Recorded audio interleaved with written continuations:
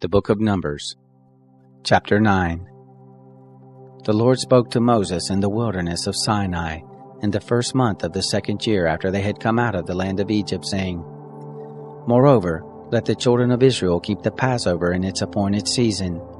On the 14th day of this month at evening you shall keep it in its appointed season, according to all its statutes, and according to all its ordinances you shall keep it. Moses spoke to the children of Israel that they should keep the Passover. They kept the Passover in the first month, on the 14th day of the month, at the evening, in the wilderness of Sinai, according to all that the Lord commanded Moses, so the children of Israel did.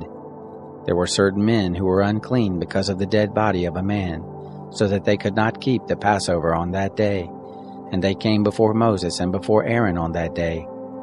Those men said to him, We are unclean because of the dead body of a man. Why are we kept back that we may not offer the offering of the Lord in its appointed season among the children of Israel? Moses answered them, Wait, that I may hear what the Lord will command concerning you. The Lord spoke to Moses, saying, Say to the children of Israel, If any man of you or of your generations is unclean by reason of a dead body, or is on a journey far away, he shall still keep the Passover to the Lord. In the second month, on the 14th day at evening, they shall keep it. They shall eat it with unleavened bread and bitter herbs. They shall leave none of it until the morning, nor break a bone of it. According to all the statute of the Passover they shall keep it. But the man who is clean, and is not on a journey, and fails to keep the Passover, that soul shall be cut off from his people, because he didn't offer the offering of the Lord in its appointed season. That man shall bear his sin.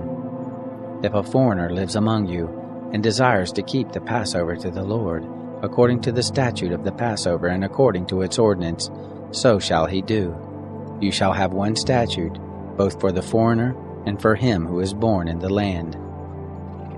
On the day that the tabernacle was raised up, the cloud covered the tabernacle, even the tent of the testimony, and at evening it was over the tabernacle as it were the appearance of fire until morning. So it was continually. The cloud covered it, and the appearance of fire by night.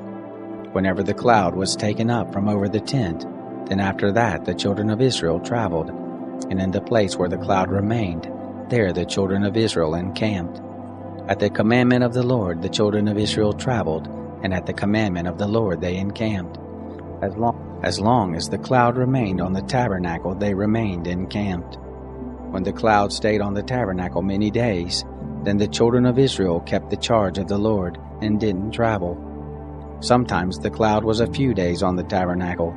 Then according to the commandment of the Lord they remained encamped, and according to the commandment of the Lord they traveled. Sometimes the cloud was from evening until morning, and when the cloud was taken up in the morning they traveled, or by day and by night, when the cloud was taken up they traveled. Whether it was 2 days or a month, or a year that the cloud stayed on the tabernacle, remaining on it, the children of Israel remained encamped and didn't travel. But when it was taken up, they traveled. At the commandment of the Lord they encamped, and at the commandment of the Lord they traveled.